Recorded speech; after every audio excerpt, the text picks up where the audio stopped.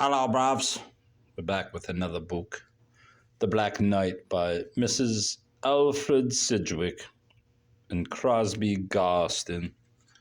As you can see, there's a nice illustration of the devil and a chalkboard. Jesus Christ, a chessboard. This book is from 1920 and is obviously a novel from Henry Holt and Company. Spread into two parts, and what's that? 16, 31 chapters. The Black Knight, Chapter 1. A baby at one end of the long emigrant coach woke with a screech out of sleep, rousing an infant at the other end, who answered it with a shrill whoop. The weary passengers stirred, the women sighing, the men cursing aloud. This wailed duet had rung in their ears almost without intermission for the last 50 hours. A deep voice boomed, "Oh, for God's sake, muzzle 'em." Another shouted for the conductor to put the disturbers off the train.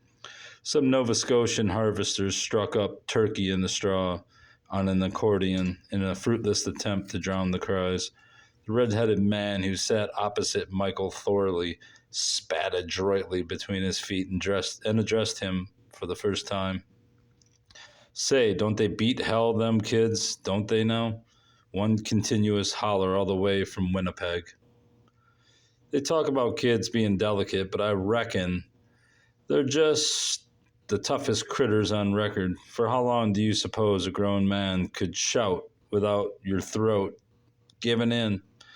Not more than an hour, I betcher. If I had kids, I'd strap them to kennels and keep them in the yard to scare coyotes. They can outbark any dog I ever heard. God rot 'em." He spat again and, rising, lounged away up the gangway. A small boy dressed in blue Nankin overalls and a man's discarded jacket slid into the vacated seat and regarded Michael Thorley with large, solemn eyes. "You're from the old country?" he remarked after some minutes' scrutiny. Thorley nodded and asked him how he had guessed it. "Your clothes is so funny," said the boy, and Thorley smiled, wondering what Savile Row would say to this critic of their art. "Was the ocean rough when you comed over?" the boy inquired. Thorley told him it had not been. "It can be, though," said the boy. "I ain't never been there myself, but my pop has, down at St. John's, New Brunswick, and my pop says when it's rough the waves jump as high as he pointed out of the window to a coppice the train was passing, "as high as that bluff there and higher. Pretty nigh scare the daylights outer you, wouldn't it, to see them waves running loco like that? All the same, I'd like to be a sailor and travel foreign." "Well, why don't you go and be one?" said Thorley. The boy shook his head. "Got her stay and cook for Pop, I guess," he said sadly. "He's a crackerjack with stock and wheat, but indoors he isn't any more use than a blind kitten." "Haven't you got a mother or somebody?" Thorley asked. The boy nodded. "Yes, but Ma's lunical. She lives in the bug house at Brandon. Pop and me has been down visiting her now. She don't seem so bad when she's down there, but directly she comes home she goes batty in the attic again. She gets the notion there's people all around her, and you can hear her talking and laughing to 'em." He chuckled. "Funny, isn't it? Because of course there ain't nobody there at all. We haven't got a neighbor within 20 miles, and he's only a duchy."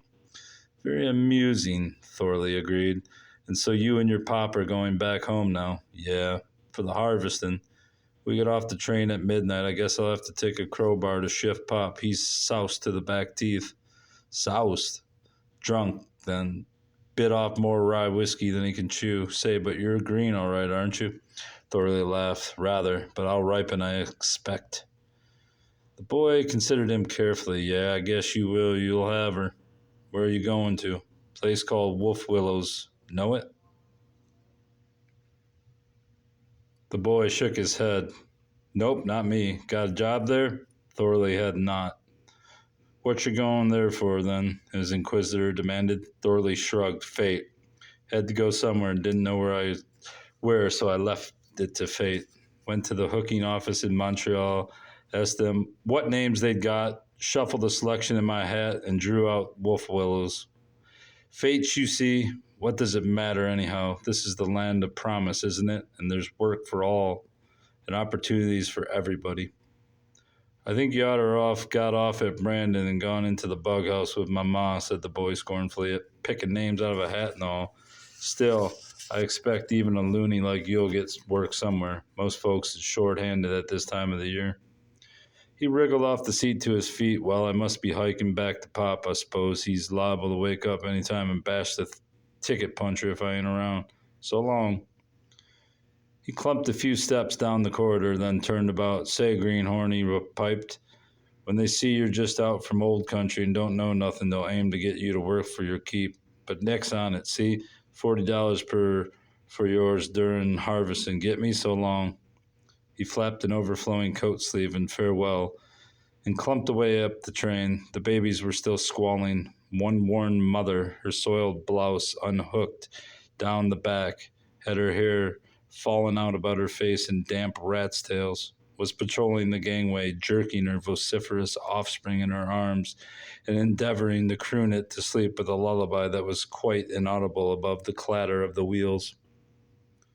Across the carriage, a family of German settlers were having supper, drinking with noisy gurglings from the neck of a common bottle and littering the floor with breadcrumbs, sausage shavings, and scraps of greasy paper. The accordion player, realizing the hopelessness of his noise war on the babies, had waxed sentimental and was squeezing silver threads amongst the gold out of his instrument. His comrades, grouped about him, wailing an unmelodious accompaniment. The train butcher shuffled through the coach, bawling his wares. Peanuts, chewing gum, chocolates, baccy, magazines, playing cards. Some dirty children playing hide-and-seek round the seats buzzed about Thorley like a swarm of bees. He shook them off his knees and went out to the rear platform to get some fresh air. The sun was down, but the cloudless western sky was still glowing with delicate rose and saffron, which tinted the engine's great banner of steam and reflected on the carriage windows so that the train seemed all ablaze within. There were half a dozen passengers on the rear platform, a quartet of harvesters filling up one corner. They were passing a flat hip flask to and fro, talking and laughing loudly. An undersized man in his shirt sleeves leaned over the rail, staring into the darkling east. He had a pale, hollow face, smudgy, with 2 days' bristles, thin mouse-colored hair brushed back in an attempt to conceal his spreading baldness, a long nose and tired, timid eyes. The night wind blowing back his shirt sleeves revealed the appealing meagerness of his arms. 30 shillings a week and he's yours, body and soul, Thorley said, and wondered what such a weakling could hope to wrestle from the grasp of this untamed, illimitable land, wondered what had suddenly torn him, poor, puny, middle-aged, out of the hive of mean streets where he so obviously belonged, and dragged him over ocean and continent. Something dynamic, surely. He tried to imagine the man's present state of mind. Was he terrified by the impending adventure, appalled by the unending, unpeopled spaces through which they had been racing day and night? Thorley felt almost dismayed himself, soul-sick for some red brick, clerk hutch in Brixton, the rumble and flash of train cars, the flare of picture palaces.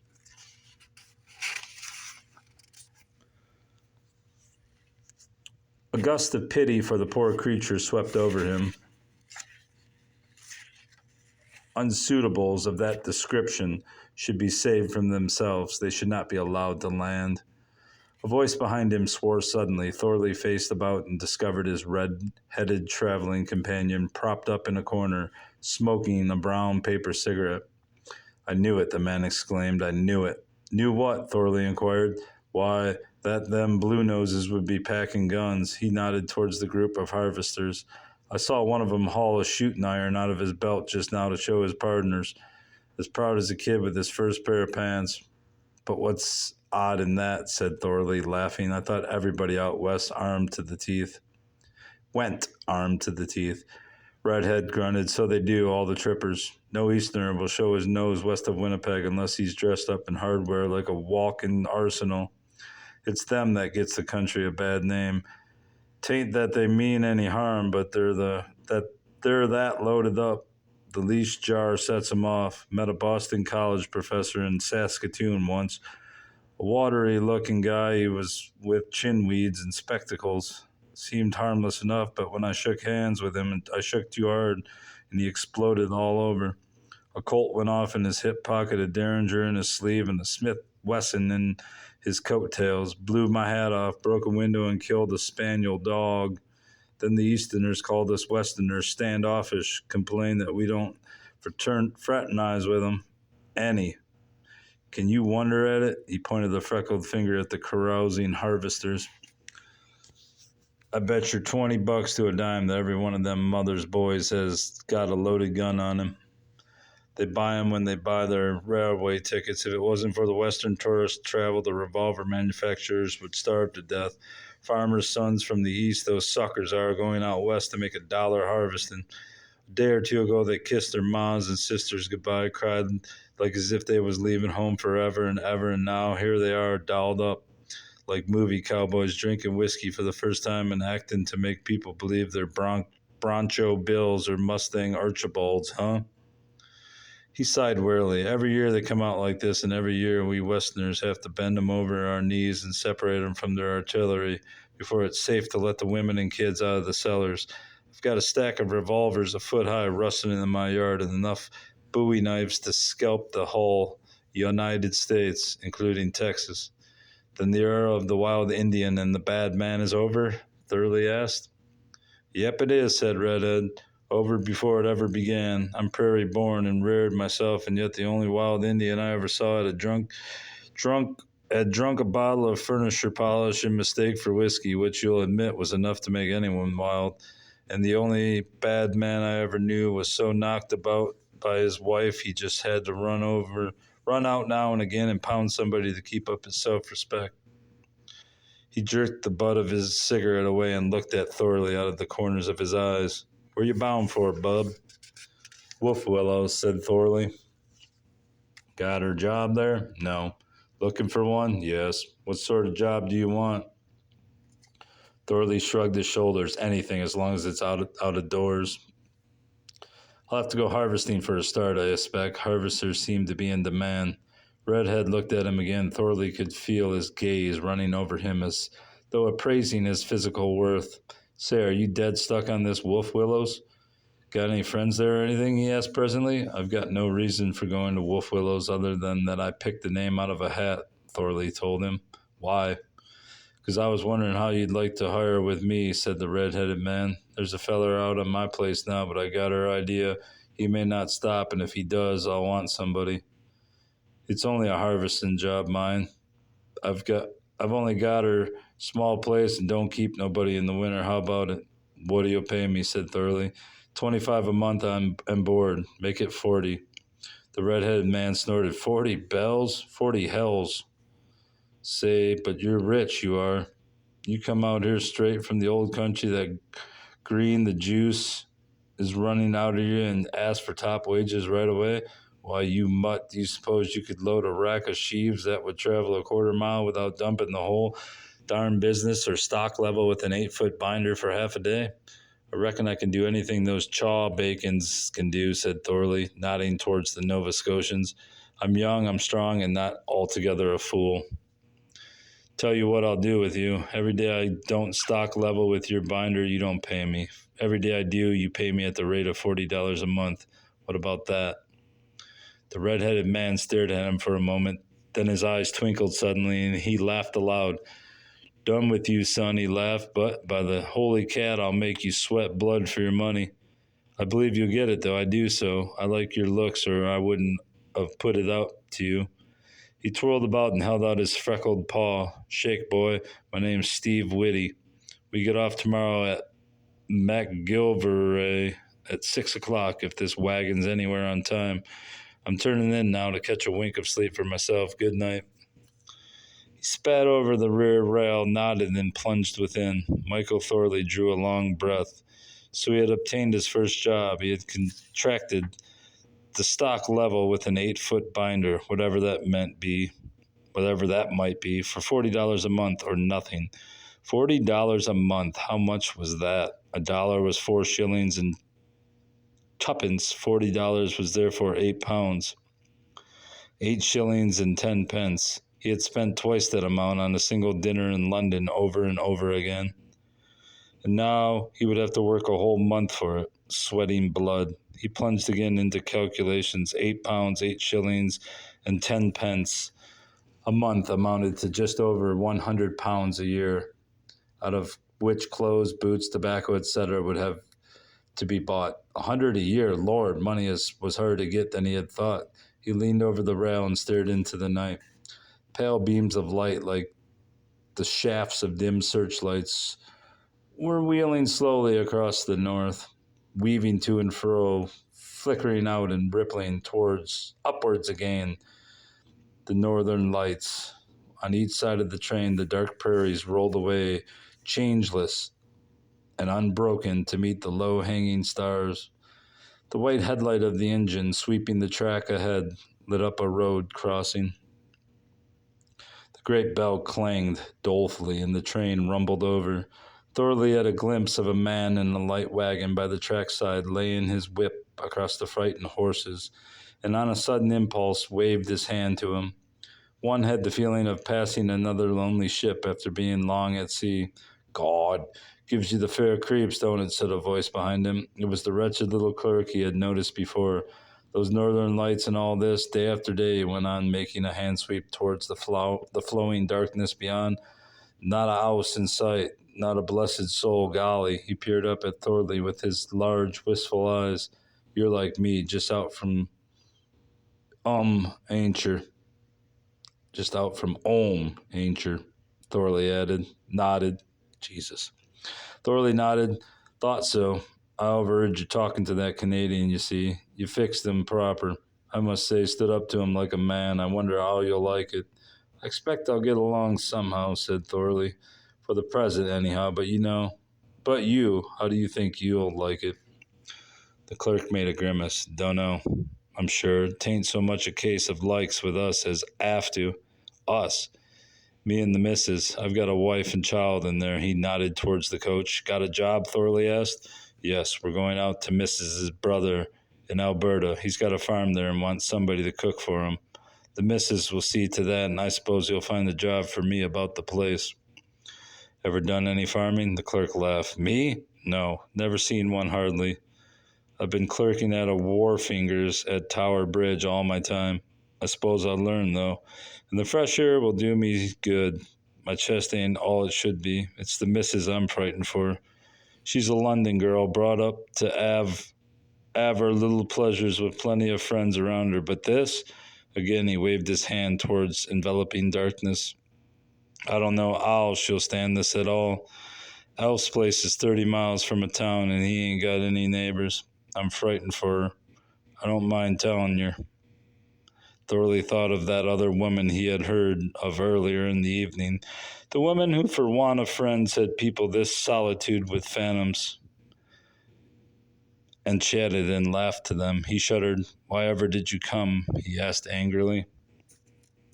The clerk groaned. Got caught in that amalgamated workers' smash. Every penny we scraped and saved for 13 years gone. I'd a blamed good mind to chuck myself in the river when it happened, and I would have only the kid was only just born, and I couldn't leave Elsie. Her folks was caught in the smash too, and there wasn't anybody I could leave her to. Killed her pa, it did. It was him persuaded me to put me money in it. He'd met Isaiah Winter personal and shook hands with him. He had and thought the world of him. When the smash came, he just crumbled up and died. I hadn't the art to start all over again in the old way, so when Alf sent us the tickets, I jumped at it. Though perhaps I could begin all over again in a new country. Don't know why I'm worrying you with my troubles, he apologized. Why am I talking in hillbilly when this guy sounds like he's from fucking England.